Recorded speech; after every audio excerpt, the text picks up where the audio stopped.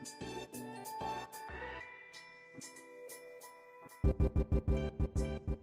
place des femmes dans l'espace public, leur sécurité sont des sujets qui sont très complexes, qui font intervenir de très nombreux facteurs transversaux, tels que l'éducation, la représentation des femmes, la différence culturelle, mais aussi le nombre de femmes mères et élues. Et je dois dire que les dernières élections municipales ont apporté un peu d'espoir. Et j'aimerais d'ailleurs rendre hommage donc à toutes celles qui se sont présentées à ces élections, parce que c'est important. Et nous avons donc la chance aujourd'hui d'avoir 5 maires des 10 plus grandes villes de France qui sont des femmes. Permettez-moi de leur rendre hommage. À Paris, donc Anne Hidalgo, à Marseille, Michel Rubirola, à Lille, Martine Aubry, à Nantes, Johanna Roland, à Strasbourg, Jeanne Barséguian. Néanmoins, ces chiffres et ces arbres, certes magnifiques et importants, ne doivent pas cacher la forêt. Et je voudrais rappeler que quand même 77% des têtes de liste aux dernières élections municipales étaient des hommes. Dans les 120 villes de 50 000 habitants et plus, la part des femmes maires a progressé en un mandat, passant de 10,1% en 2014 à 18% en 2020. Et pourquoi je cite ces chiffres? Parce que la représentation féminine est importante, car très longtemps, trop longtemps, la ville a été pensée par les hommes, par des urbanistes hommes, on en parlera tout à l'heure, administrée par des hommes pour répondre aux besoins des hommes. Et les besoins des femmes en termes de mobilité, mais aussi en termes d'urbanisme, n'ont pas souvent été pris en compte. Alors, il en est de même d'ailleurs dans le leadership dans les transports, nous en parlerons tout à l'heure, où le leadership a longtemps été masculin. Et je dois là aussi saluer quand même la présence de Catherine Guillouard à la tête de la RATP, ce qui est plutôt un signal tout à fait positif. Alors, comme nous le verrons tout à l'heure, les femmes et les hommes n'ont ni le même mode de vie, ni obligatoirement les mêmes besoins en termes d'équipement et de transport. Et aujourd'hui, avec mes invités et avec vous tout à l'heure dans les ateliers de travail, nous allons réfléchir au sujet suivant. Comment réinventer un espace public plus égalitaire et accueillant pour les femmes? Comment répondre aux attentes des femmes en termes de mobilité et de sécurité? Et j'ai la chance d'avoir à mes côtés aujourd'hui Marie-Pierre Badré, conseillère régionale, déléguée spéciale en charge de l'égalité femmes-hommes au Conseil régional d'Île-de-France et présidente du centre Hubertine Auclair. Marie-Pierre, vous nous expliquerez tout à l'heure quelles sont les missions du centre Hubertine Auclair. Elisabeth Auger, vous êtes directrice client du groupe Transdev. Sandrine Charnoz, vous êtes chef de projet de lutte contre le harcèlement sexuel dans les transports au sein du groupe RATP et vous faites partie de ces élus féminines au Conseil de Paris. Aminata Niakate, vous êtes avocate au barreau de Paris et présidente de la commission égalité au Conseil national des barreaux et également d'ailleurs élue au Conseil de Paris. Corinne Luxembourg, vous êtes chercheuse à l'École nationale supérieure d'architecture de Paris et vous êtes également porteuse d'un projet de recherche, La ville côté femmes, et vous êtes également auteur de nombreux ouvrages, dont La ville, quel genre et le sens de la ville. Donc, merci à vous d'être à mes côtés. Merci à tous les experts, et je sais qu'ils sont très nombreux aussi, qui sont présents derrière leurs ordinateurs pour écouter cette table ronde et qui participeront tout à l'heure aux ateliers. Alors, vous savez que je peux regarder toutes vos questions, donc n'hésitez pas à vous exprimer. Je me mets immédiatement, moi aussi, en mode conversé, ce qui me permettra de lire vos questions si vous souhaitez intervenir. Eh bien, je vais commencer par vous, Corinne. Alors, attention, oui, je crois que votre micro est fermé, donc il faut le réouvrir. J'aimerais, donc, vous êtes chercheuse, vous êtes aussi urbaniste. J'aimerais savoir quel regard portez-vous aujourd'hui sur la place des femmes dans la ville. Et Corinne, je vais vous demander d'allumer votre micro. Non, ça ne marche pas. En fait, je ne peux pas le rallumer toute seule. Voilà, pardon, excusez-moi. Du coup, je n'ai pas suivi la question. Ah, alors, la question, c'est quel regard portez-vous sur la place des femmes dans la ville et quelles sont les différentes études que vous avez réalisées vous apportent comme élément à ce sujet? Alors, il y a plusieurs choses à se dire quand même sur la place des femmes dans l'espace public et dans la ville en général. C'est-à-dire que ça dépend ce que les femmes ont à y faire et comment déjà les choses s'organisent dans leur vie quotidienne. De façon classique et un peu, je le fais de façon rapide et on rentrera dans des choses plus plus affiné par la suite, on sait que, par exemple, les hommes ont plutôt une tendance à occuper l'espace public pour eux-mêmes, c'est-à-dire pour rencontrer des amis, pour faire du sport.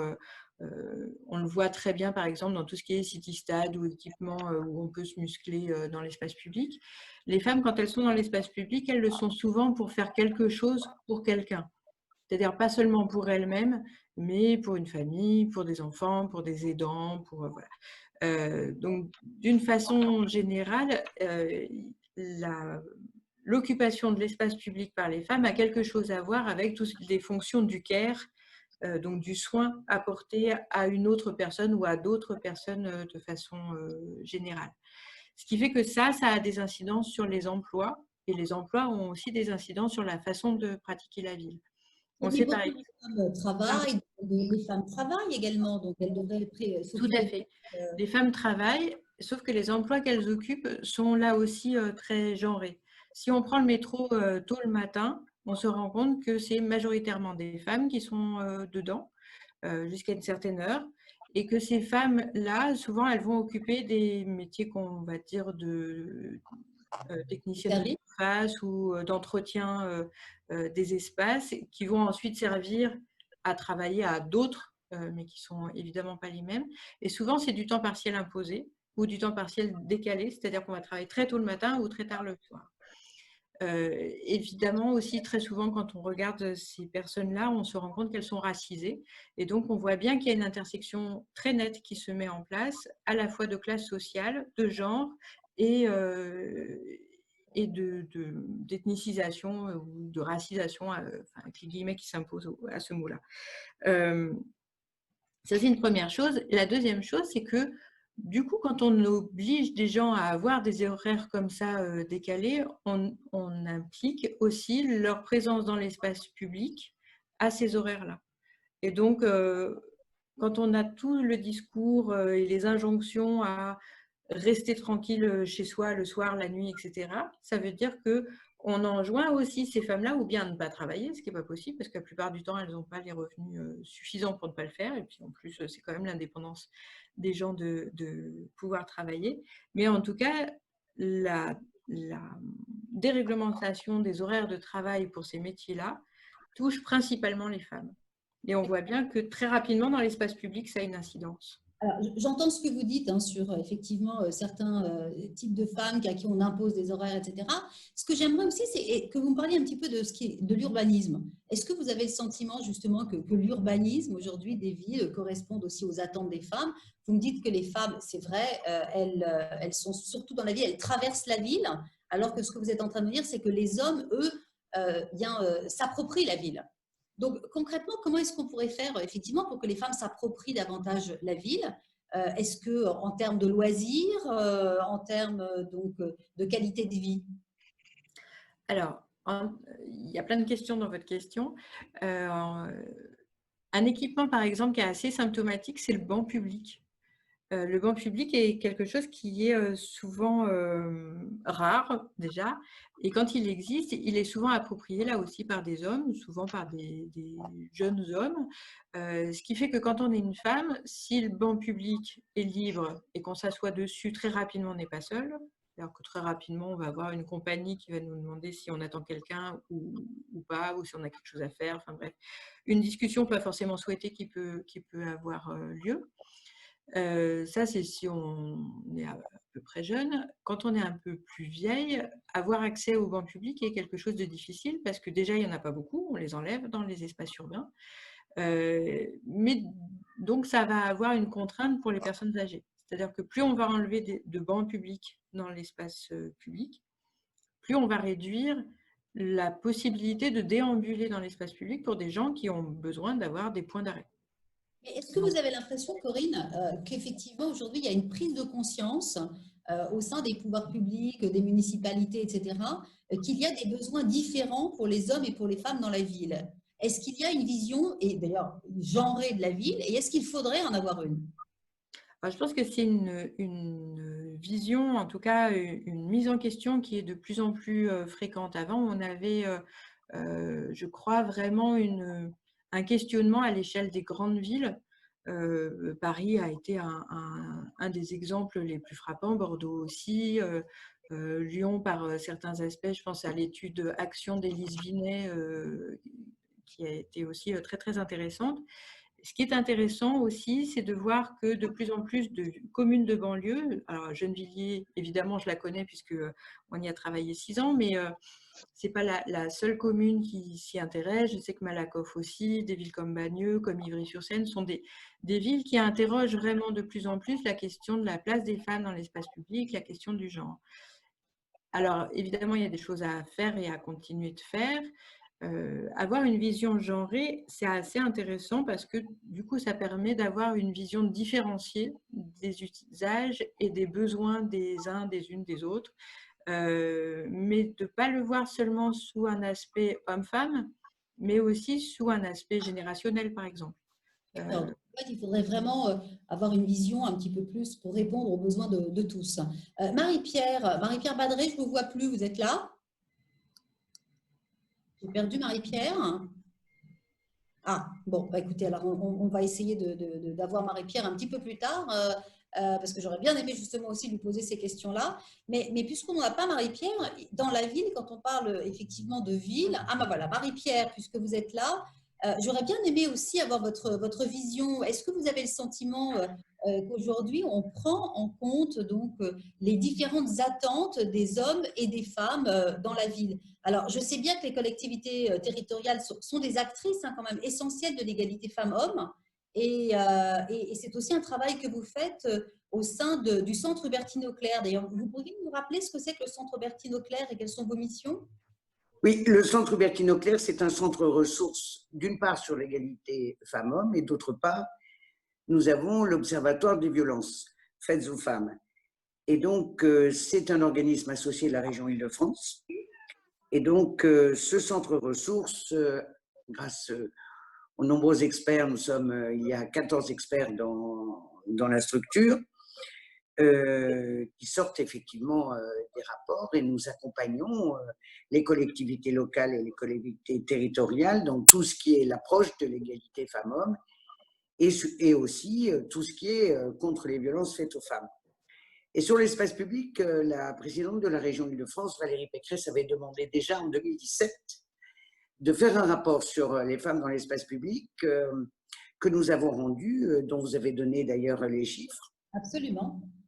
Et d'ailleurs, c'est quand même rigolo parce que dans ce centre Hubertine Auclair, nous avons une association que vous connaissez, qu'enfin beaucoup de gens connaissent, qui s'appelle Oser le féminisme et qui vient, elle, de faire un rapport, enfin une enquête dont nous avons le résultat sur effectivement les femmes dans l'espace public et surtout dans les transports. Donc ça, je pense que nous en parlerons un petit peu plus tard sur tout ce qui est les violences faites aux femmes dans l'espace public. Mais pour en revenir à la ville, vous l'avez dit très justement, elle est conçue par des hommes pour des hommes et que c'est très compliqué, effectivement, de modifier les choses. Et donc, un certain nombre de grandes villes françaises, mais européennes aussi, se sont penchées là-dessus et ont fait ce qu'on appelle des marches exploratoires. Tout le monde connaît maintenant les marches exploratoires qui permettent effectivement, en se déplaçant à l'intérieur de la ville, de voir quelles sont les difficultés que rencontrent les femmes et particulièrement celles qui rentrent tard, qui sont en horaire décalé. Moi, j'habite dans Seine, dans un petit village, mais j'habite tout près de Disneyland. Et il y a énormément de personnel qui termine à minuit. Et donc là, nous voyons bien les difficultés rencontrées par les femmes qui ne sont pas forcément dans une grande agglomération pour pouvoir rentrer chez elles. Il n'y a pas que le problème des villes. Oui. La campagne, elle a aussi des soucis sur l'espace public. Absolument. Et notamment dans les campagnes, le problème numéro 1, c'est la mobilité. C'est les difficultés que nous rencontrons sur les mobilités. Mais pour le reste, dans les marchés exploratoires, on voit très très bien que la conception n'est pas faite pour les femmes. Quand on fait des parcours de rentrée, même dans les villes, on voit bien qu'il y a ce qu'on appelle des zones d'ombre qui sont anxiogènes pour les femmes quand elles rentrent et que rien n'est fait. Enfin, si on ne se penche pas sur le problème, eh bien, c'est compliqué de voir comment on peut aménager. Je prends toujours l'exemple du cimetière dans une ville. Voilà, par exemple, dans une ville, et nous l'avons vu non pas grâce à une marche exploratoire, mais grâce à un travail qui a été fait sur la budgétisation liée aux gens dans les communes, dans les collectivités. Par exemple, on a fait une enquête, on s'est rendu compte que c'est 70% des femmes qui entretenaient les cimetières. Et quand on a visité le cimetière et qu'on a vu comment ça se passait, c'est un détail, ça paraît tout bête, il n'y avait qu'un seul point d'eau et qu'elle portait évidemment les arrosoirs d'eau sur des dizaines et des dizaines de mètres. Pardon, une seconde. Le téléphone qui sonne et en plus c'est le cabinet, mais c'est pas grave. Voilà. Et donc on se rendait compte qu'elle marchait beaucoup avec des arrosoirs pleins d'eau. Et donc on a tout simplement, dans le cadre de la collectivité locale, rajouté des points d'eau dans le cimetière pour permettre des déplacements. Voilà, c'est une chose pour essayer de comprendre le parcours d'une femme dans la ville. Voilà, voilà. Et donc c'est lié. Le parcours dans la ville, c'est par exemple les femmes qui habitent en périphérie et qui accompagnent leurs enfants à l'école et qui n'ont pas les mobilités. À Bordeaux, il y a eu des expériences qui ont été tentées avec des vélos avec une petite carriole derrière pour pouvoir emmener les enfants à l'école maternelle ou à la crèche. Et ces vélos-là, les abonnements étaient gratuits parce que, comme disait ma collègue tout à l'heure, les femmes, elles utilisent l'espace public beaucoup plus pour le care que pour elles-mêmes.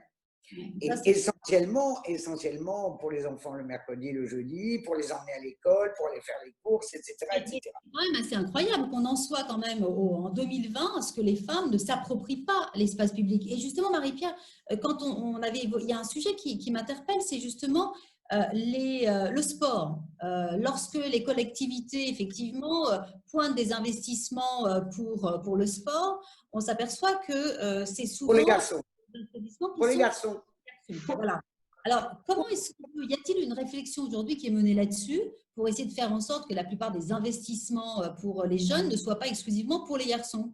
Il n'y a pas que l'investissement, il y a aussi le mécanisme de l'appropriation du terrain de sport par des filles ou par des garçons. Par exemple, pour les terrains de football à la campagne, dans des communes comme les miennes, je suppose que c'est pareil dans les villes, le football, c'est destiné aux garçons. Donc, moyennant quoi, on fait un terrain de foot et on fait des vestiaires pour les garçons. Voilà, on n'a qu'à regarder. Dans les villes où il y a des terrains de foot, il n'y a pas de vestiaire pour les filles. C'est pas grand-chose de faire un vestiaire pour les filles. Ça paraît simple, mais ça n'est jamais fait. Et pour le skateboard, et je vous en ai parlé, la ville de Genève, et ça, c'est une expérience. Les skateboards, c'est quand vous faites l'investissement, c'est autant pour des filles que pour des garçons. Or, quand vous allez sur des skates, vous voyez qu'il y a que les garçons qui occupent les skates. Et donc, la ville de Genève a fait une grande campagne de publicité fantastique avec des photos absolument magnifiques.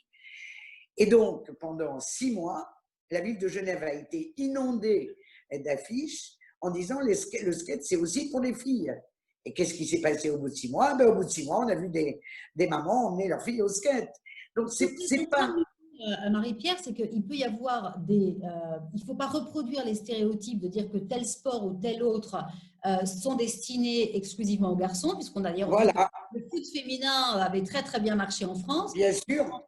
De faire en sorte qu'il y ait des investissements qui permettent justement aux filles aussi d'occuper ces espaces-là et de s'approprier. Tout à fait. D'accord.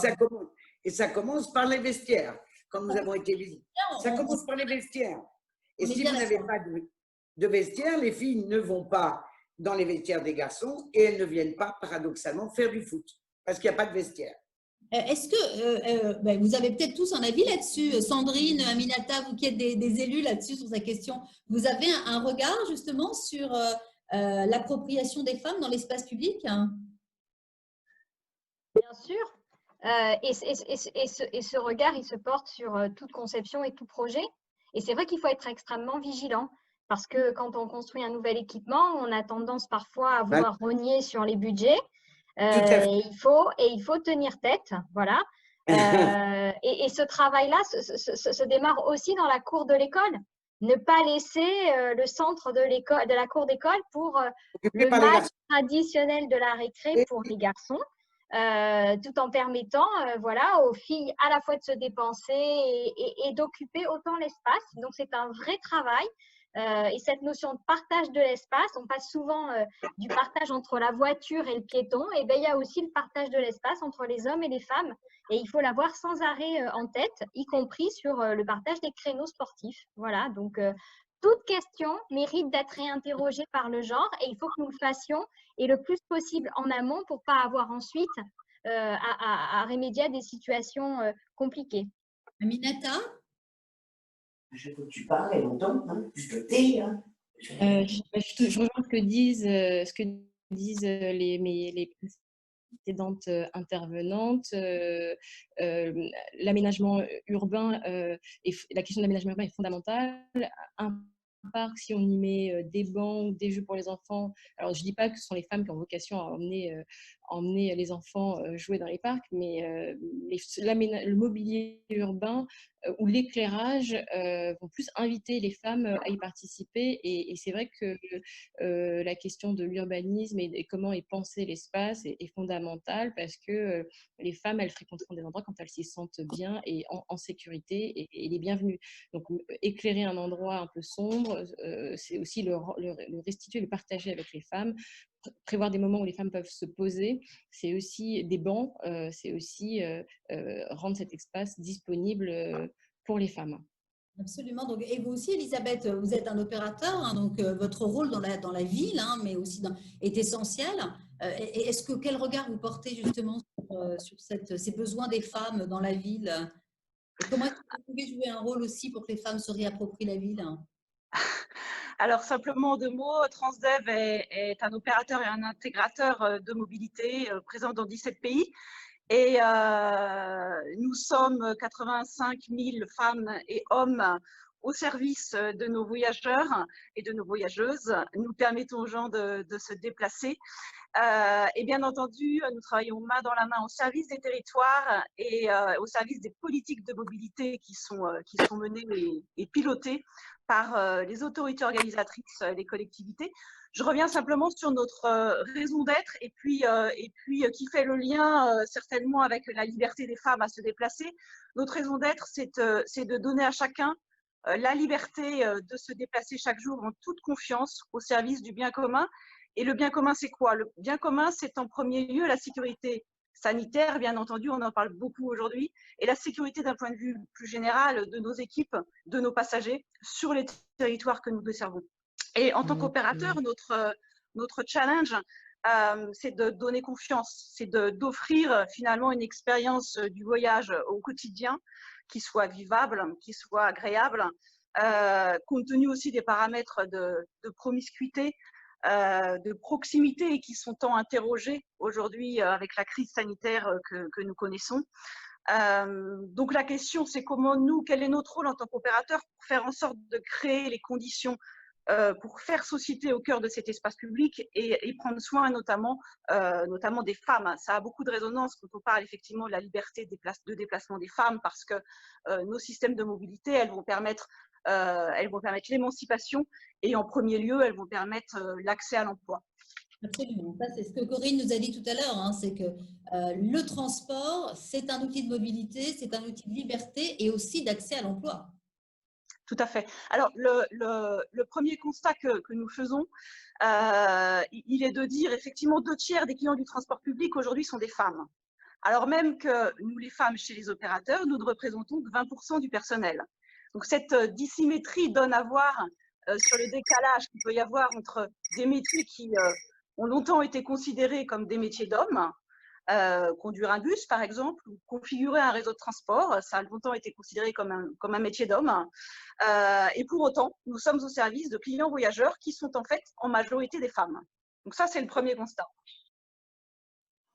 On parlera tout à l'heure justement comment est-ce qu'on fait pour féminiser ces transports parce que c'est quand même essentiel. C'est-à-dire que si on l'a dit tout à l'heure, si ce sont que des hommes qui conçoivent le transport, est-ce qu'ils vont réfléchir à ce qu'une femme, on a vu, une femme quand elle est dans la ville, elle porte, elle transporte, elle accompagne Est-ce que ces besoins spécifiques de la femme sont pris en compte aujourd'hui dans la création des transports? Alors aujourd'hui, je vais peut-être ajouter quelques autres constats statistiques à ceux que vous avez déjà donnés, Valérie, tout à l'heure, et notamment qui sont issus des enquêtes que nous faisons régulièrement sur nos réseaux.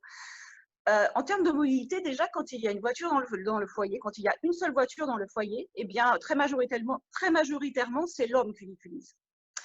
Par ailleurs, donc je l'ai dit, la majorité de nos voyageurs sont des voyageuses et je dirais d'autant plus dans nos régions qui sont dans nos réseaux qui sont en région, sur des lignes dites périurbaines, c'est-à-dire plutôt en périphérie, sur des lignes régionales, sur des lignes rurales, puisqu'on a parlé de ruralité tout à l'heure. Et sur ces lignes-là, on est plutôt sur un ratio de 2/3, voire 70% de femmes en fait qui voyagent sur nos lignes. Voilà.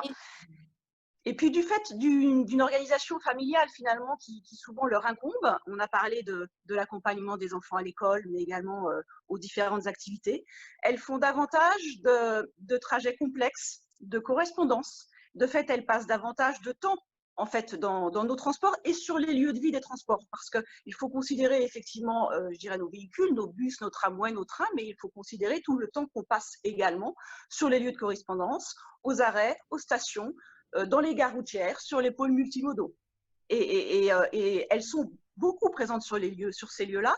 Elles sont aussi beaucoup présentes dans nos agences commerciales, puisqu'en général, ce sont eux qui sont aussi souvent en charge de l'organisation administrative de la famille. Et donc, on les retrouve pour réabonner leurs enfants, par exemple. Voilà. C'est qu'elles ont moins de voitures, donc elles sont les grandes utilisatrices de ces transports, et pourtant les transports restent encore conçus pour des hommes, par des hommes. Donc il y a vraiment des choses à faire là. Donc il y a des choses à faire, absolument. Il y a des choses à faire dans l'aménagement, il y a des choses à faire dans la manière dont on conçoit un arrêt de bus, et puis dans la manière dont on opère, hein, très objectivement. Sandrine Charnoz, hein, je rappelle effectivement encore votre titre, hein, vous êtes à la RATP, vous vous occupez de tout ce qui est la lutte contre le harcèlement, mais on va parler du harcèlement tout à l'heure, hein, c'est un sujet important, mais est-ce que aussi au sein de la RATP, il y a cette prise de conscience qu'il faut aussi peut-être une meilleure compréhension des attentes des femmes dans les transports et à la RATP? Ben, c'est clairement une priorité. C'est une priorité. Nous avons, vous l'avez dit, la chance d'avoir une PDGR femme à la tête de l'entreprise, hein, que ce soit pour les salariés ou Muriel Dubois qui doit nous écouter en parlerait mieux que moi. Catherine Guyard a affiché une tolérance zéro sur les problématiques internes de l'entreprise, parce que si nous voulons que l'entreprise recrute de plus en plus de femmes, il faut aussi travailler cette intégration au sein de l'entreprise. Nous faisons des campagnes spécifiques pour recruter des femmes sur des métiers actuellement très masculins. Quand on affiche des pourcentages des entreprises de transport, c'est vrai qu'on peut toutes afficher 20% de femmes dans nos entreprises, mais il y en a très peu à la conduite, il y en a très peu à la maintenance. Et donc, l'enjeu est bien de féminiser ces métiers. Vous avez combien à la conduite de femmes? Oh, je penserais, par exemple, si je prends le bus, je crois que c'est 5%. Donc, c'est vraiment pas assez, et à la maintenance encore moins. Et donc, tout ce travail-là d'entrée des femmes est important. Et puis, côté voyageuse, pour nous, comme le disait Elisabeth Auger, elles sont quand même extrêmement utilisatrices des transports, et nous leur devons un transport sûr et serein. Et donc, nous travaillons régulièrement avec de nombreux outils, je pense qu'on y reviendra, mais notamment la marche exploratoire qui nous permet de mieux appréhender la façon dont elles se projettent dans l'espace, mais aussi pour nous de mieux leur montrer où sont les outils, où sont nos outils qui pourraient sécuriser leur voyage. C'est une façon aussi de les rassurer sur leur trajet, puisqu'on sait qu'il y a certes la problématique du harcèlement et de l'agression, mais il y a aussi le sentiment d'insécurité. Et c'est aussi celui-ci que nous voulons combler. Et donc, la RATP, sur cette thématique-là, est vraiment une entreprise engagée. Et nous avons d'ailleurs un plan de lutte harcèlement et en direction des femmes extrêmement marqué et engagé. Sandrine, dans quelques instants, on va reparler justement des questions de sécurité dans les transports, hein, parce que c'est un sujet qui est essentiel.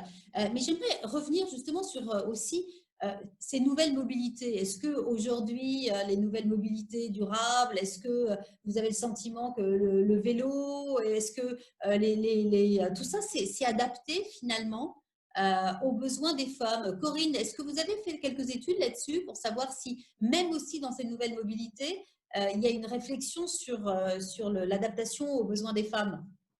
Alors, sur ce qu'on peut dire, nouvelle mobilité, le vélo, c'est pas si neuf que ça, malgré tout. Le développement du vélo, en tout cas dans la ville. Là où c'est neuf quand même pour les femmes, c'est qu'il n'y a pas si longtemps que ça qu'elles ont le droit d'en faire vraiment et de pas seulement se promener à côté à pied, la main dessus, qui était juste le seul moment où elles étaient autorisées à porter un pantalon, donc c'est assez rigolo. Mais au-delà de ces choses un peu anecdotiques, quoique, la question du vélo quand on est une femme, elle est toujours compliquée pour justement, à cause de ces déplacements forcés dans l'espace public. Ça veut dire que quand on a un enfant, on arrive à le ranger sur le porte-bagages, on a le siège, tout ça. À partir du moment où on en a un deuxième, on arrive à mettre un deuxième siège, mais souvent, on n'a pas fabriqué les deux enfants en même temps, sauf si on a des jumeaux. Mais enfin, bon, malgré tout, le pourcentage est quand même pas si grand que ça. Ce qui veut dire qu'à partir du moment où on laisse un enfant dans un endroit, que fait-on du second en même temps que le vélo, etc. Donc, on n'a pas encore justement ces vélos cargo qui coûtent extrêmement cher et qui ne sont pas mis à disposition comme peuvent l'être les Vélib ou des choses comme ça. Donc ça, c'est des choses qui peuvent être réfléchies. Par contre, ce que je vois, c'est que depuis le déconfinement et la mise en place des pistes cyclables temporaires, il y a beaucoup plus de femmes qui osent prendre un vélo. Jusque-là, ce qu'on pouvait avoir comme remarque, c'était oui, mais moi, je ne vais pas prendre le vélo parce que pour aller travailler, après, il faut que j'ai l'air quand même à peu près présentable. Oui. Donc, quand on fait du vélo, on transpire et donc il y a rarement une douche à l'arrivée. Alors qu'un homme, bon voilà, c'est des choses qu'il va assumer plus facilement et puis on ne va pas lui expliquer qu'il empeste. Nous, il faut quand même qu'on ait l'air à peu près joli et présentable. Je suis un peu caricaturale, mais c'est volontiers. Et faire du vélo avec des chaussures à talons, c'est compliqué. Et on sait à quel point il y a des métiers où il faut être quand même en représentation et que ces accessoires-là font partie de l'uniforme de représentation. Donc voilà, il y a tout un tas de choses comme ça qui font que si jamais on prenait un vélo, il faudrait carrément prendre la valise avec. J'exagère toujours, mais il faut juste vraiment pour qu'on ait en tête ça. Oui, donc ça veut dire que ce sont des mobilités que les femmes sont ravies de s'emparer, hein, de celle du vélo, etc., pour le sport et autres. Mais il faut quand même aussi réfléchir à ce que c'est peut-être ça répond pas toujours à toutes les périodes de la vie, en fait. Et ça répond pas à toutes les périodes de la vie. Ou la femme qui s'occupe des grands-parents, il y a encore des réflexions qui doivent peut-être mener. Et Elisabeth, d'ailleurs, je crois que vous avez mené des réflexions là-dessus, non? À Rouen, avec des choses un peu expérimentales, non? Alors oui, effectivement, à Rouen, notre rôle, c'est d'observer, de diagnostiquer, de comprendre et je dirais de co-construire les solutions qui vont vers une mobilité, plus de mobilité, plus de liberté et plus d'accessibilité au réseau de transport par les femmes. Donc effectivement, ont été évoquées les marches exploratoires. C'est quelque chose que bien évidemment on met en place également sur certains de nos territoires, main dans la main avec les collectivités, mais aussi avec les parties prenantes, les associations de quartier par exemple. Et je dirais où nous mettons en avant également nos femmes dans nos réseaux. Et je reviens sur la féminisation des métiers qui est très importante chez nous parce que mettre en contact des femmes de nos réseaux avec des femmes, c'est primordial. Des femmes au service d'autres femmes qui comprennent les problématiques des clientes qu'elles transportent, c'est fondamental. Donc ces voyages exploratoires qui se tiennent, et notamment on a l'exemple du réseau de Rouen, l'objectif c'est de bien recenser, je dirais, l'ensemble des irritants et l'ensemble des empêchants qui sont conscients et inconscients également. Les points forts et les points faibles de nos lignes, de nos réseaux, de nos lieux de mobilité également.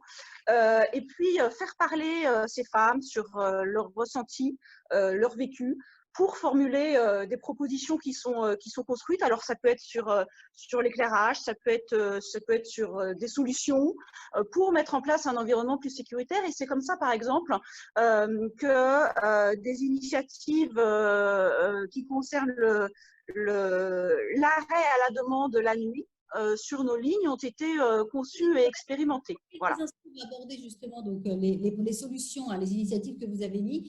J'aimerais juste sur le constat, avant qu'on parle des initiatives, qu'on parle quand même d'un sujet qui est important. Je suis ravie de voir que vous avez tous une prise de conscience visiblement de la notion genrée, en tout cas de la ville et des transports. Mais c'est important parce qu'il y a un sujet quand même qui est crucial, c'est celui de la sécurité des femmes. Et les chiffres que j'ai annoncés tout à l'heure étaient quand même assez édifiants et même, je dirais, inquiétants de voir qu'il y a une vraie différence entre la sécurité, le sentiment de sécurité des hommes et des femmes dans l'espace public et les transports. Marie-Pierre, je sais que c'est un sujet qui est important pour la présidente de la région et pour vous, hein, c'est un sujet fondamental où vous êtes beaucoup exprimé. Est-ce que vous pourriez, avant que je donne la parole effectivement à Sandrine aussi sur cette question-là, c'est quoi votre constat aujourd'hui sur la sécurité des femmes dans les transports? Ah, je ne vous entends plus, Marie-Pierre.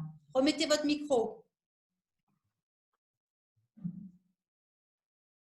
Marie-Pierre, il faut remettre votre micro. Vous m'entendez là? Oui. Vous m'entendez là? Là, c'est mieux, oui. C'est mieux. Oui, je vous disais tout à l'heure que l'association Oser le féminisme a donc sorti le résultat de son enquête sur ce sujet bien particulier. 97% des femmes ont déjà subi un outrage sexiste dans les transports en commun. 55% d'une exhibition sexuelle, 60% d'agressions sexuelles et 27% plus d'une fois par an. C'est énorme. 7% ont été victimes de viol. C'est énorme. Ces chiffres-là, ils viennent de sortir, ils sont sortis la semaine dernière.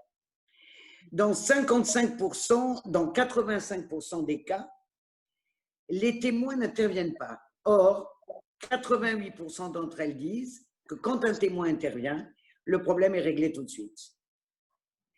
Et donc, il faut quand même se poser cette question, elle est latente depuis des années. Ce n'est pas d'aujourd'hui qu'on se pose le problème de la sécurité dans les transports.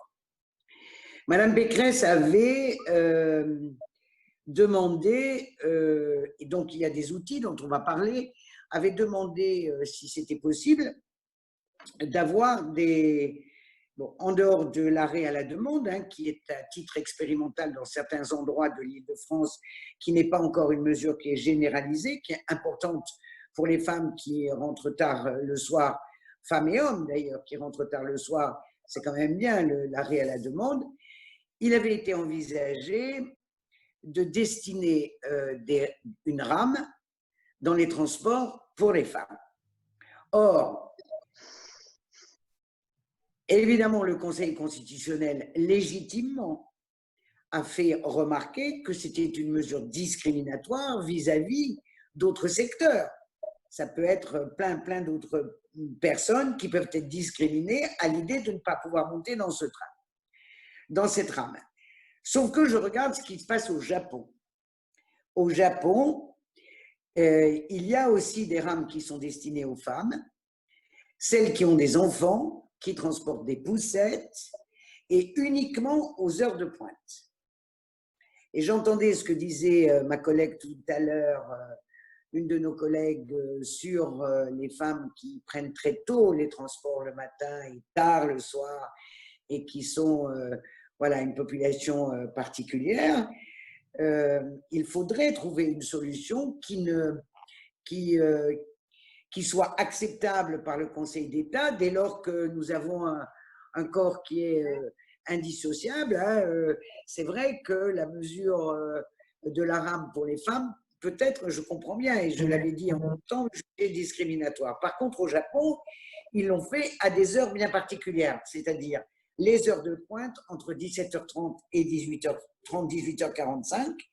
Et donc, il n'y a pas que les femmes qui peuvent y aller, c'est aussi les femmes accompagnées, avec des personnes âgées, avec des poussettes. Et ça, c'est une des solutions. parce que les chiffres sur, en tous les cas, l'insécurité dans les transports, elle ne fait qu'augmenter et qu'on parlera des outils après, mais que, voilà, pour le moment, les outils sont bien impuissants vu au regard des outils qui sont en place et des résultats. Je vous donnerai les résultats tout à l'heure. C'est quand même pas édifiant. Sandrine, j'aimerais bien avoir votre, je sais que c'est un sujet qui vous tient énormément à cœur, hein, vous êtes spécialisée là-dessus, donc ces chiffres, ça doit vous faire réagir. Moi, j'aimerais savoir justement aujourd'hui, pour lutter contre la violence, qu'est-ce que vous faites au niveau de la RATP? Je poserai la même question à Elisabeth tout à l'heure. Et votre rôle, Aminata, va être essentiel parce qu'on va parler de la prévention, hein, c'est une chose, mais j'aimerais qu'on parle de la prévention, mais j'aimerais aussi qu'on parle aussi des sanctions, parce que c'est aussi souvent là que le bas blesse. Et donc, on vous entendra tout à l'heure, Aminata. Donc, Sandrine, qu'est-ce que vous faites concrètement aujourd'hui? Alors, c'est un sujet qui me tient à cœur, mais qui tient à cœur à toute l'entreprise, hein. J'ai un comité de pilotage derrière moi où l'ensemble des départements travaillent. Et ce que je voudrais dire dans le prolongement de Marie-Pierre, c'est que c'est aussi un travail co-construit avec l'autorité organisatrice et avec les autres transporteurs. Et ça, c'est extrêmement important. Par exemple, la RATP a une chance inouïe et nous basons beaucoup sur l'humain dans le domaine de la prévention. Nous avons 5300 agents en gare et c'est important, cette présence humaine dans les espaces en prévention de ces actes-là. Mais nous avons aussi une sécurité, un service de sécurité que sont le GPSR. Tout le monde les visualise en termes d'uniforme. Et Valérie Pécresse, à son arrivée, nous a permis d'augmenter cette présence sur le terrain. Nous sommes à plus de 1000 agents qui peuvent intervenir à toute alerte. Et nous avons surtout un numéro commun qui est le 3117 qui peut être activé par une victime, par quelqu'un qui se sent harcelé, agressé, mais aussi par des témoins. Et c'est un numéro que nous sommes en train d'auditer justement avec le centre Bertine Auclair pour toujours l'améliorer. Donc, vous voyez, il y a de l'action dans la prévention. Donc, c'est surtout remettre de la présence humaine. Nous faisons l'analyse, nous, des chiffres régulièrement d'alerte et des remontées de terrain pour pouvoir repositionner nos forces de sécurité aux endroits où nous avons eu des sujets. Donc, c'est un vrai travail que mène le département sur de la RATP pour pouvoir s'adapter aux contraintes et puis surtout pour maîtriser le territoire. Nous travaillons au travers des marches exploratoires pour mieux entendre ce que les femmes souhaitent nous faire remonter sur la lumière, sur les espaces. Nous en profitons pour leur montrer les bornes d'appel. Nous avons 5000 bornes d'appel qui existent sur les quais, dans les couloirs et qui peuvent à tout moment mettre en contact avec un agent. Et puis, nous avons de la vidéoprotection aussi pour dissuader. Et ensuite, je voudrais terminer parce que je pense que c'est extrêmement important, c'est la problématique des témoins. Parce qu'au-delà des actes intolérables, je vous laisse parler après, mais on travaille à sensibiliser et nous avons mené une très belle opération conjointe pour former les témoins et les voyageurs parce que quand ils n'interviennent pas, ce n'est pas forcément qu'ils se sentent détachés de la situation, c'est qu'à 80% pour eux, pour elles, ils ne savent pas quoi faire. Et donc, nous avons déployé dans nos espaces, conjointement avec la SNCF, IDFM Mobilité et la région, un vrai programme de sensibilisation pour que les voyageurs qui sont témoins de ces faits-là puissent réagir et intervenir. C'est la méthode des 5D. Je voudrais juste rajouter, je sais qu'on a des représentantes L'Oréal qui sont là, c'est qu'il y a effectivement donc un sondage qui a été fait sur le harcèlement sexuel dans les lieux publics avec simplement 20% des femmes qui déclarent avoir été aidées par quelqu'un, ce qui est quand même très très peu de gens là-dessus. Oui, Valérie, vous faites bien parce que cette opération, elle est conjointe transporteur, mais elle est surtout aussi portée par L'Oréal, la Fondation L'Oréal, et par Ola Bank, qui est une ONG américaine qui nous a amené ces méthodes de sensibilisation et de formation. Parce que je trouve que ce qui est intéressant dans votre discours, c'est de voir qu'il y a une véritable synergie et qu'il y a une coalition d'acteurs qui essaient ensemble de travailler sur ces questions-là. Elisabeth, même question. Qu'est-ce que vous faites, vous, concrètement aussi à Transdev pour lutter contre la violence? Est-ce qu'il y a des outils que vous avez commencé, puisqu'on va rentrer maintenant dans les outils que vous avez déjà testés? Alors, bien entendu, l'engagement de Transdev sur le sujet, il est total et à tous les niveaux de l'entreprise, et y compris sur nos réseaux en région, parce que bien entendu, on est un peu moins présent que la RATP en Ile-de-France et à Paris en particulier, mais on est très présent aussi en région. L'engagement, il est total aussi parce que le personnel d'encadrement dans nos réseaux et chez Transdev, il est aussi de plus en plus féminin, donc la sensibilité, elle est bien là. Je dirais, la première question, c'est de pouvoir aménager de manière opérationnelle et, je serais tentée de dire également logistique, aménager les conditions pour protéger, pour prévenir et pour dissuader. Alors, cela passe par quoi? Par effectivement quelques fondamentaux qui ont été rappelés par Sandrine à l'instant, de la présence humaine, bien entendu, sur les lieux de mobilité, dans les gares routières notamment, qui sont des lieux qui sont un peu des no man's land. Hein. La nuit, on n'a vraiment pas envie de s'y promener. Hein. Et puis, par des caméras de vidéoprotection qui sont bien évidemment généralisées sur nos lignes. On fait appel, bien entendu, à de l'innovation. Je parlais tout à l'heure des transports à la demande, c'est-à-dire qu'entre 2 arrêts la nuit, je peux me faire déposer à mon adresse, à mon domicile, même si ce n'est pas strictement un arrêt, et je peux demander ça au conducteur. Toute femme qui se trouve dans un bus peut dire au chauffeur, écoutez, ce n'est pas exactement mon trajet, pourriez-vous faire un petit décalage, un petit détour pour pouvoir me déposer? Il ne s'agit pas tant de détour, mais en tous les cas d'arrêt entre 2 arrêts. Voilà, d'arrêt inopiné, j'allais dire.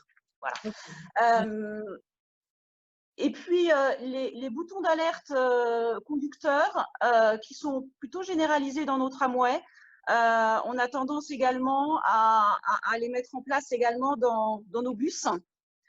Enfin, en termes de communication, bien entendu, la communication anti-harcèlement est précieuse et est développée sur nos réseaux, dans nos véhicules ou aux abords des véhicules, aux stations, aux arrêts.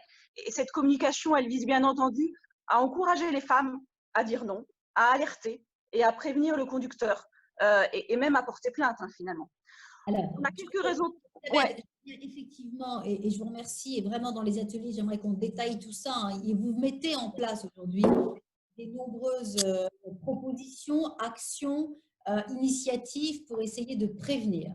Moi, j'aimerais qu'on essaie de se mettre à la place de quelqu'un qui a été dans un moyen de transport, bus ou dans une rame de métro et qui se fait agresser. Elle se fait agresser. Concrètement, elle fait quoi? Et une fois vous faites la prévention, mais une fois qu'on a été agressé, il y a un vrai problème qui se pose, c'est le dépôt de plainte. Où est-ce que je vais déposer de plainte? Comment est-ce que je peux avoir des témoins? Et comment ça fonctionne? Alors, vous savez qu'il y a eu une loi sur le harcèlement. La France a été la loi du 3 août 2018 contre les violences sexistes.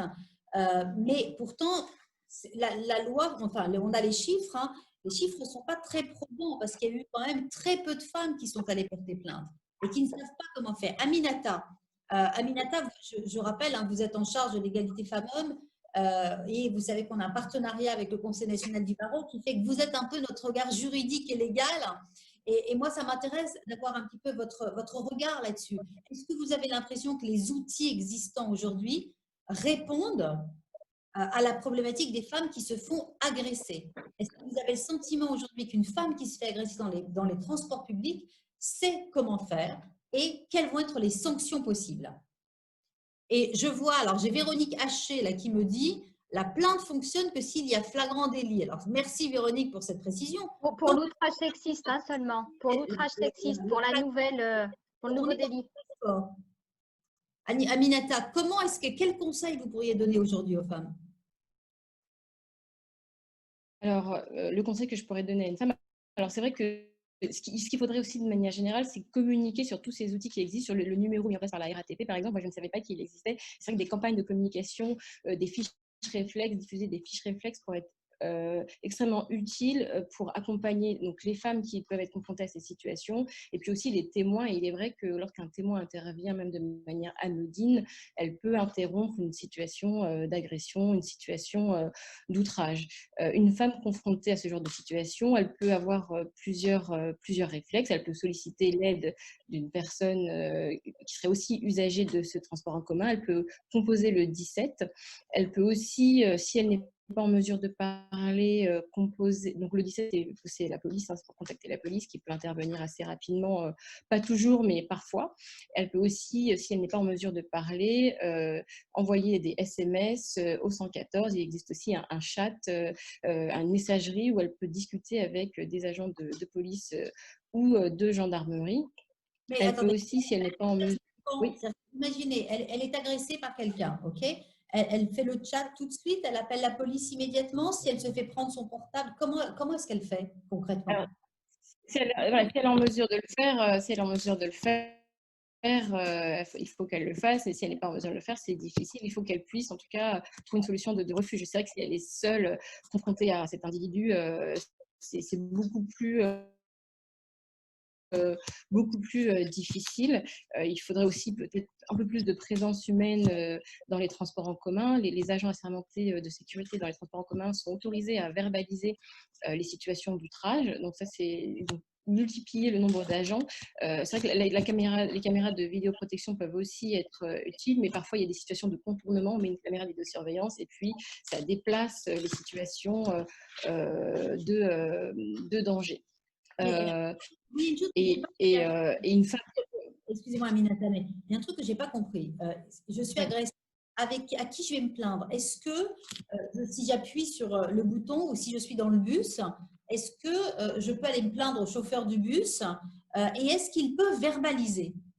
Qui peut verbaliser? Alors, je peux peut-être préciser. Ce qui peut verbaliser chez nous, c'est les GPSR, c'est la force de sécurité. Si vous êtes agressé dans le bus, le conducteur peut actionner une alarme qui automatiquement enregistre et demain mettra des vidéos en place pour vous aider à documenter l'agression. Et puis ensuite, partout, vous avez plusieurs niveaux. C'est-à-dire qu'au moment de l'agression, si vous avez votre téléphone, faites le 3117 pour tomber sur le réseau Île-de-France ou le 17, la police. Mais vous pouvez aussi appuyer sur une borne ou vous présenter à un agent. Nous avons travaillé à la RATP la formation de l'ensemble de nos agents au contact de la population et cet agent-là met en sécurité la victime et peut même l'accompagner jusqu'à prendre un pré-rendez-vous pour déposer plainte. Demain, on est en train de travailler avec la préfecture de police pour avancer là-dessus et même la prendre en charge si elle est beaucoup plus choquée. Si elle est blessée, on appelle à ce moment-là les pompiers ou les services adéquats. Mais il y a plusieurs niveaux et à chaque fois, il faut penser tout de suite à donner l'alerte et ensuite essayer de se mettre à l'abri. D'accord, donc donner l'alerte. On est d'accord que vous avez des agents qui peuvent verbaliser. Oui, mais c'est les GPSR et en flagrant délit et c'est pour l'outrage sexiste. Voilà, c'est la nouvelle loi de mai 2018 qui leur a permis cette nouvelle compétence. Et alors ensuite, si on veut porter plainte, donc Aminata, je sais qu'avec le fonds, avec le Conseil national du barreau, vous vouliez accompagner les victimes aussi de harcèlement. Qu'est-ce qu'il en est exactement? Qu'est-ce que vous pouvez faire pour les aider les victimes? Alors, c'est vrai que ce qu'on avait demandé, alors ça n'a pas encore abouti, mais c'était que, le fruit des amendes collectées lorsqu'on verbalise une personne pour outrage sexiste abonde un fonds pour financer la défense de ces femmes. C'était une proposition qu'on avait faite aux parlementaires, mais pour l'instant, ça n'a pas beaucoup prospérer. Donc, il y a un lobbying du Conseil national des barreaux à cette fin. Mais il est vrai que le nombre assez faible, finalement, 1300 amendes depuis la création de cette infraction, c'est peu pour financer des politiques publiques qui vont, des campagnes de communication qui vont permettre à des femmes d'être informées sur les solutions qui s'offrent à elles lorsqu'elles sont confrontées à ce type de situation. Et c'est vraiment peu quand on sait aussi que presque 100% des femmes disent avoir été confrontées à une situation d'outrage ou de harcèlement dans les transports en commun. Donc, je ne sais pas si cette proposition de CND… je vous ai pas entendu, excusez-moi. Quand on voit le différentiel entre les chiffres qui ont été donnés par Marie-Pierre Badre tout à l'heure sur le nombre de femmes agressées et le dépôt de plainte, il y a un différentiel qui est immense et qui est gigantesque et qui n'a pas l'air de correspondre. C'est vrai qu'il y a un… Oui, et c'est vrai qu'il faut encourager les femmes à porter plainte, et pour cela, il faut aussi former les policiers, les agents de gendarmerie à recueillir dans de bonnes conditions pour les personnes qui se présentent à elles. Donc la formation est un enjeu fondamental pour qu'il y ait plus de plaintes. Et puis parfois, quand l'accueil d'un commissariat, je ne dis pas que c'est le cas, mais ça peut arriver, intimide la victime. Elle ne sait pas toujours qu'elle peut écrire directement au procureur de la République pour porter plainte. Elle peut aussi se faire accompagner d'un avocat si elle ne sait pas comment rédiger sa plainte et si elle a besoin d'aide. Donc, il existe des solutions. Et puis aussi, il y a aussi l'enjeu de la preuve, parce que c'est aussi à la victime de prouver. Donc, les policiers peuvent… Une seconde. Est-ce que je pourrais dire quelque chose à ce propos? Tout ceci, il y a 70% dans l'enquête qui vient de sortir, il y a 70% la semaine dernière, 70% des femmes qui ne connaissent pas le numéro du 3117, on vient d'en avoir la preuve, quelqu'un ne la connaissait pas parmi la table ronde, et qu'il y a 8% de femmes qui ont porté plainte et 0,6% des agresseurs condamnés. Donc, on voit bien que c'est ça le problème majeur. Le problème majeur, c'est que, en dehors de la formation des commissariats, je rappelle que la présidente de la région, Valérie Pécresse, s'est engagée à rémunérer le centre Bertine Auclair pour faire de la formation aux policiers dans les commissariats et aux gendarmes, puisque c'est, selon qu'on est en milieu rural ou en ville, c'est effectivement… deux dispositifs différents. Le centre Bertine Auclair a déjà commencé ses premières formations dans les commissariats et dans les gendarmeries pour former les réceptions des plaintes, sauf qu'il n'y a pas que ça. Quand vous voyez qu'il n'y a que 8% de femmes qui portent plainte, pourquoi ne portent-elles pas plainte? Parce qu'elles savent que la plainte restera sous une file de dossier et n'ira pas plus loin. 0,6% des agresseurs ont été condamnés. On a un vrai souci entre même le porter plainte, qui est acté, et ce que la justice en fait. C'est le problème majeur que nous avons. Alors, évidemment, il n'y a pas de personnel, il n'y a pas de moyens, etc. Mais tant que nous n'aurons pas fait évoluer ce chiffre de façon importante et fort sensible, nous n'aurons pas d'augmentation de plaintes des femmes. Le problème, il est là, c'est qu'elles ne portent pas plainte parce qu'elles savent que la plainte ne sera pas recevable.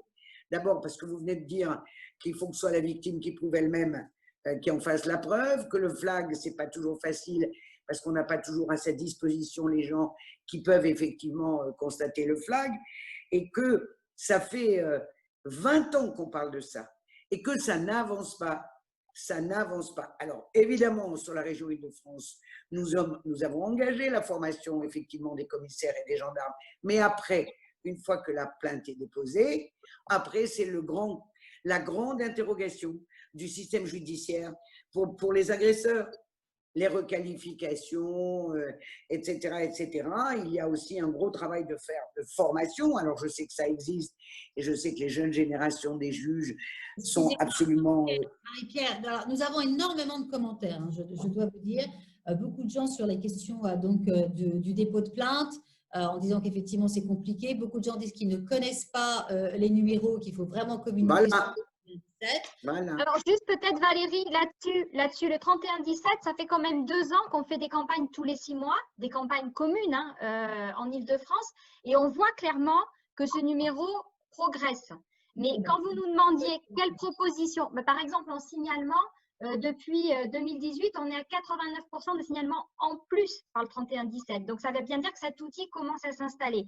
Mais vous nous demandiez qu'est-ce qu'on pourrait proposer ensemble, c'est de ne jamais arrêter ces campagnes de publicité parce que, Voilà, et de mise en valeur de ce numéro. Parce que c'est sûr que quand on commence à mettre un numéro d'alerte, il faut qu'il passe dans l'inconscient collectif et que ça devienne un réflexe pour tout le monde. Et donc, le maintien de campagne sur ces numéros d'alerte, sur le dispositif de la plainte, sur le dispositif d'aller, comme le disait Aminata, directement, sans passer par un commissariat sur le site, sont extrêmement importants et ça progresse, mais ça progresse lentement. Et puis surtout, je voudrais dire un mot moi, sur le harceleur ou l'agresseur, parce que ce n'est pas une personne lambda et on le voit très bien, il a des stratégies d'évitement. Et donc, il faut toujours les anticiper et penser dans nos espaces à comment il va contourner et se mettre aussi à sa place pour essayer de protéger et prévenir. Et ça, c'est une vraie question aussi.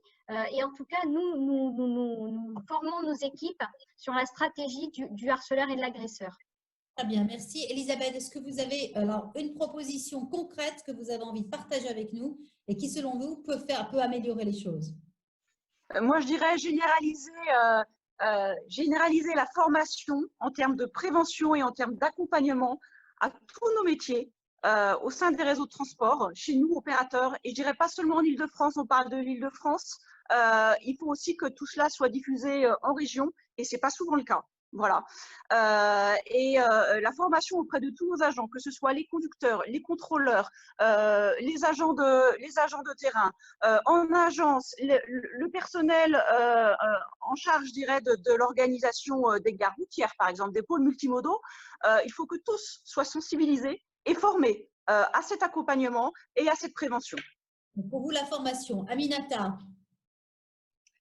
Moi, je dirais une campagne de communication pour sensibiliser les victimes, les témoins, pour que les victimes sachent ce qu'elles peuvent faire quand elles sont confrontées à ce genre de situation, faire connaître le 3117 ou le 3919 qui peut-être devrait nouer un partenariat avec le 3117 parce que c'est vrai que le 3919 est beaucoup plus connu et ça pourrait être utile que ces femmes ces écoutantes puissent renvoyer vers les écoutants du 3717 et puis aussi il faut que les femmes sachent que voilà, elles peuvent apporter des preuves. On a l'impression d'être démunis, mais on peut apporter des preuves en faisant des prises de son, en filmant, en faisant des captures d'écran. Enfin, il y a des solutions pour apporter des preuves et au-delà de la réflexion sur… Corinne, est-ce que vous avez une proposition concrète à partager avec nous? On parlait tout à l'heure d'augmenter le personnel et la présence humaine. Je crois que c'est vraiment fondamental d'avoir des gens qui soient là. C'est-à-dire que certes, on peut compter sur le témoignage et sur l'intervention des autres voyageurs et voyageuses, mais avoir du personnel formé, présent en station et qui est là, certes pour des questions de sentiment d'insécurité, mais aussi juste pour être là pour le chemin, pour avoir une vraie présence de service public. Il me semble que c'est absolument fondamental. Écoutez, moi, en tout cas, ce que je sais, c'est que même si ça reste compliqué, je trouve que c'est formidable de voir qu'il y a une vraie mobilisation, une vraie prise de conscience des problèmes dans tous les opérateurs. Et c'est plutôt déjà une bonne chose. Avant que nous passions aux ateliers, il y a deux personnes qui ont envie d'intervenir. Dominique Brogy, je crois que vous avez vous avez un système qui est sur la sécurité. Alors, je vais vous donner la parole. Est-ce que vous pouvez nous présenter votre système, Dominique? Dominique, est-ce que vous êtes là? Est-ce que vous pouvez nous présenter? Alors, bonjour tout le monde. Oui, je suis là. J'espère que vous m'entendez parce que je suis dans le TGV. Est-ce que la réception est bonne? Alors, moi, très rapidement, parce que j'ai peur d'être coupée dans le TGV, mais je voulais juste vous dire à toutes que moi, j'ai inventé un dispositif pour la sécurité des personnes depuis 2016. C'est un dispositif techno. Et la grande différence avec tout ce que vous dites, que je connais par cœur, c'est que moi, je me bagarre depuis 2016 parce que je suis contre l'utilisation du téléphone, parce que dans les situations d'urgence, on ne va pas chercher un téléphone. Donc moi, mon dispositif techno, c'est un petit bouton invisible qui est grand comme ça, qui s'accroche sur soi, qu'on peut apporter dans des bijoux si on veut, avec le dispositif qui est encastré, etc. Et maintenant, enfin, 4 ans après, c'est un véritable combat, parce que tout le monde parle de vouloir faire des choses sur les violences contre les femmes, sur le harcèlement, faire bouger les lignes, c'est très compliqué. Et 4 ans après, ça y est, La justice a testé mon dispositif depuis plus d'1 an. On a eu le retour des victimes. Donc, j'ai rencontré le procureur de Paris, etc. Et ce que je voulais vous dire tout à l'heure, il y a 2 choses. Totalement en phase avec vous sur le problème de faire le dépôt de plainte. Les gens n'y vont pas parce que la plupart du temps, ils savent très bien que c'est classé sans suite. Et pourquoi c'est classé sans suite? Parce qu'il manque l'élément fondamental qui est la restitution de preuves. Mon dispositif, à distance, sans prendre son téléphone, permet d'enregistrer. Au départ, quand j'ai sorti ça, tout le monde a hurlé.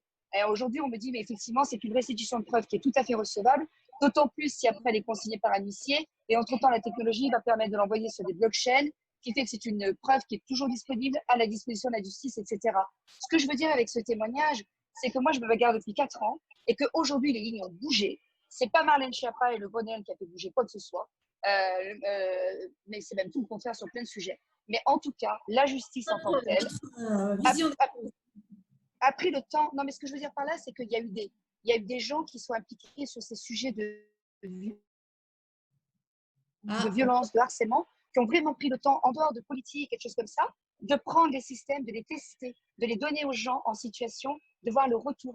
Donc voilà, juste ce que je voulais apporter comme témoignage, c'est que le 3117 ou les autres numéros, en fonction des situations, c'est pas facile pour les gens d'aller prendre un téléphone et d'appeler. Il faut des choses complémentaires. Il n'existe pas de solution universelle et beaucoup d'informations. Voilà. Merci.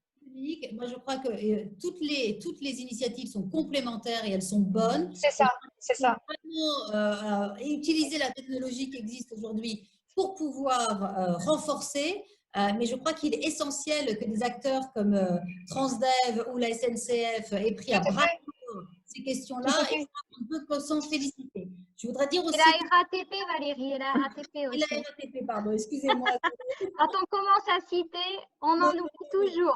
Oui, non, mais c'est vrai, la RATP, elle fait des efforts énormes. Ça, c'est vrai. Je pense que c'est absolument essentiel. Je pense que ce qui est très bien de voir, c'est qu'il y a des partenariats entre la ville de Paris, la région, etc. et le gouvernement. Je pense que c'est essentiel pour que ça devienne une priorité. On va passer très rapidement maintenant aux ateliers. J'aimerais vraiment vous remercier pour non seulement votre présence aujourd'hui, mais pour la prise de conscience et les actions que vous menez toutes les unes et les autres pour faire progresser ces questions-là. J'aimerais vous dire, puisque c'est le dernier atelier de la saison, que la question du transport a souvent été au cœur de la plupart de nos ateliers quand on parle de l'égalité femmes-hommes, parce que la charge mentale des femmes, lorsqu'elles ont dû passer par une période de transport pour aller travailler, où elles ont peur, où elles ne se sentent pas en sécurité, ou si elles ont été harcelées, la femme n'arrive pas pour travailler dans le même état d'esprit